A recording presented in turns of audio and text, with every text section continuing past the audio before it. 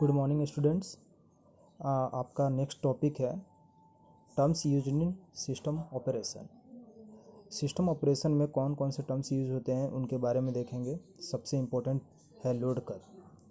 Load curve होता क्या है?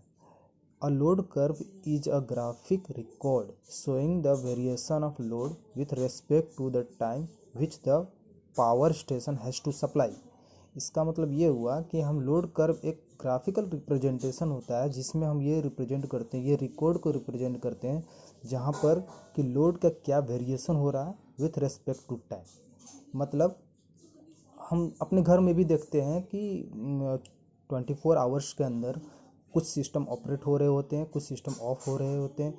कभी ज़्यादा लाइट की ज़रूरत पड़ती है, कभी कम लाइट की ज़रूरत पड़ती है। दिन में ज़्यादा हम लोग इलेक्ट्रिसिटी का यूज़ करते हैं, रात में वही कम करते हैं। दोपहर में कभी कम होता है, शाम में वहीं ज़्यादा हो जाता है। तो हर टाइम ये वेरी करते रहता है। इसी वेरिएशन को अगर हम एक ग्राफ में रिप्रेजेंट कर दें तो उसको हम कह सकते हैं लोड का कर्व है। ये केवल एक एग्जांपल दिया मैंने घर का। ऐसे हर एक सिस्टम में जितने भी बड़े बड़े सिस्टम है, बड़े बड़े स्टेशंस है, वहाँ पर इस ड्यूरेशन को हम या तो आवरली रिप्रेजेंट कर सकते हैं, या डेली बेसिस पर रिप्रेजेंट कर सकते हैं, या मंथली बेसिस पर, या ईयरली बेसिस पर। इन चारों केस के बेसिस पर हम लोग लोड कर्व डिजाइन कर सकते हैं। तो इसी को बेसिकली लोड कर्व कहा जाता है। यहाँ पर एक मैंने एग्जांपल ले रखा है। ये आवरली लोड कर्व है जहाँ पर कि आपको ये दिखाया जा रहा है कि 24 घंटे के अंदर यानी 24 आवर्स के अंदर लोड का कैसा वेरिएशन हो रहा है। हम लोग लोड का यहाँ पर जो जनरेट हो रहा है इस जगह पर, इसका जनरेशन हम लोग किलोवाट आवर में लिए हैं। मेगावाट में भी हो सकता है या वाट में भी हो सकता है। तो 1000, 2000, 2500, 3000, 4000, 4500 एंड 5000 पर ये लोड डिजाइन किया गया है। तो यहाँ पे ये चीज़ देखने को मिल रहा है कि स्टार्टिंग से यानी कि 12 बजे सुबह से, या हम कह सकते हैं कि 0 आवर्स से 6 आवर्स तक जो लोड यूज हुआ वो 2500 का लोड यूज हुआ। ठीक है। इसके बाद 6 आवर के बाद 8 आवर्स तक आपका यानी 2 आवर्स के लिए 2000 किलोवाट का लोड यूज हुआ।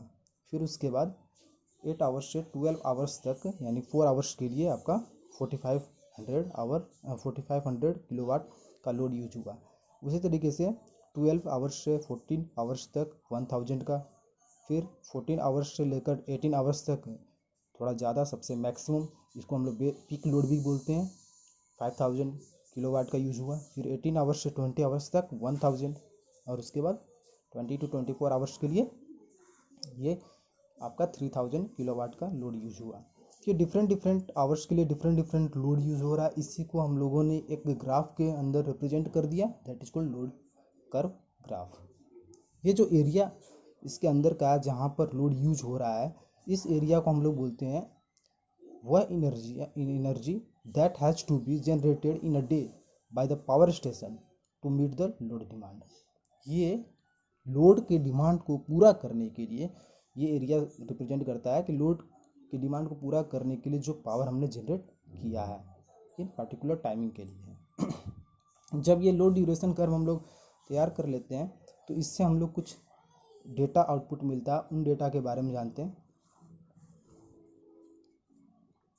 ये है एवरेज लोड। एवरेज लोड कितना हुआ? तो एवरेज लोड का फॉर्मूला होता है कि एरिया अंडर द कर्व, जो एरिया कर्व के अंडर था वह divided by total number of power. अब एरिया अंडर द कर्व कैसे निकालते हैं? तो जो हमारा लोड यूज हो रहा है उनका एरिया निकाल दीजिए, उस कर्व के अंदर का एरिया। तो क्या होता है basically unit generated in 24 hours. यही हुआ, ये 24 घंटे के अंदर कितना जनरेशन किया, दैट मीन्स कि इसका एरिया कितना रहा। तो क्या करेंगे, जैसे कि स्टार्टिंग में 6 आवर्स के लिए 2500 का किलोवाट का लोड जनरेट हुआ, दैट मीन्स कि 2500 जनरेट हुआ कितने 6 आवर के लिए, तो इंटू कर देंगे प्लस। नेक्स्ट हमारा लोड यूज हो रहा है 2000 वाट के लिए, 2000 किलोवाट के लिए, कितने देर के लिए 2 आवर्स के लिए, तो 2000 इंटू 2 प्लस। नेक्स्ट हमारा यूज हो रहा है 4500 कितने 2 आवर्स के लिए। सेम उसी तरीके से 1000 यूज हो रहा है कितना 2 आवर्स के लिए। फिर 5000 यूज हो रहा है कितना 4 आवर्स के लिए। फिर 1000 हो रहा है 2 आवर्स के लिए। फिर 2500 हो रहा, सॉरी 3000 हो रहा 4 आवर्स के लिए। तो सबको जब ये कैलकुलेट कर देंगे तो 36000 किलोवाट आपका जनरेट हो रहा है। 36000 किलोवाट पर किलोवाट आपका जनरेट हो रहा है। तो ये आपका एरिया अंडर द कर्व हो गया, kilowatt per hour, kilowatt hour, KWH energy हमारा जनरेट हो रहा है, KWH। ठीक है, तो उसी तरीके से एवरेज लोड का फॉर्मूला पे हम ये पुट कर देंगे 36,000 divided by total number of hour हमारा 1 डे का 24 होता है। जब इसको सॉल्व करेंगे तो 1500 किलोवाट आएगा।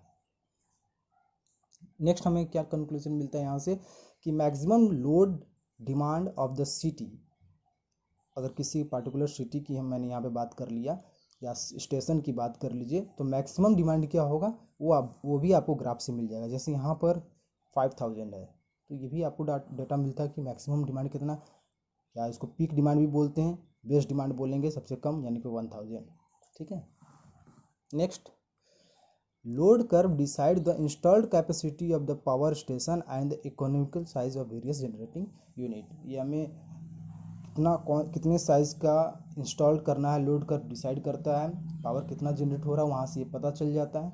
ठीक है, और वो इकोनॉमिकल साइज तैयार करने के लिए भी काम आता है जनरेटिंग यूनिट के लिए, अलग अलग जनरेटिंग यूनिट के लिए। नेक्स्ट है estimate the generating cost and to decide the operating schedule of the power station. ये एस्टिमेशन देता है जनरेटिंग कॉस्ट का, ग्राफ से हमें पता चलता है, और ये कितने समय के लिए कौन सा सिस्टम यूज करना है इसका भी आइडिया देता है। तो ये चीज़ें हमें पता चलता है लोड कर्व से। चलिए नेक्स्ट आते हैं load duration curve. Load duration curve कुछ नहीं है, load duration curve load curve का ही एनालिसिस होता है। बस उसी ग्राफ को, जो ग्राफ हमने लोड कर्व में पढ़ा, इस ग्राफ को, इसको हम लोग डिसेंडिंग ऑर्डर में सेट कर देते हैं। मीन्स कि सबसे ज़्यादा यूज कौन सा हो रहा है 5000 किलोवाट, इसके बाद 4500 किलोवाट, इसके बाद 3000 किलोवाट, फिर 2500 किलोवाट, फिर 2000, फिर 1000 किलोवाट। इसी को हम अगर डिसेंडिंग ऑर्डर में तैयार कर देते हैं that is called load duration curve. ठीक है, स्टेटमेंट यही है, a load duration curve represents rearrangement of all the loads elements in the order of descending magnitude.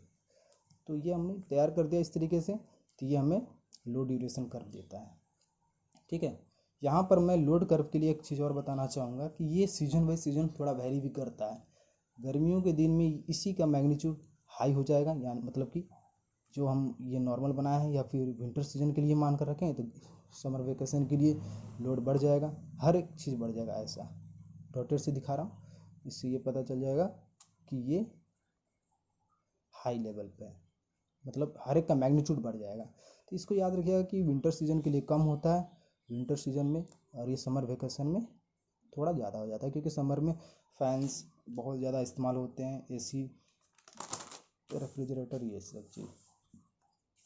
Next है third number integrated duration curve. Integration duration curve क्या बताता है कि ये आपका एक कर्व है जो कि लोड और एनर्जी के बीच में डिजाइन किया जाता है।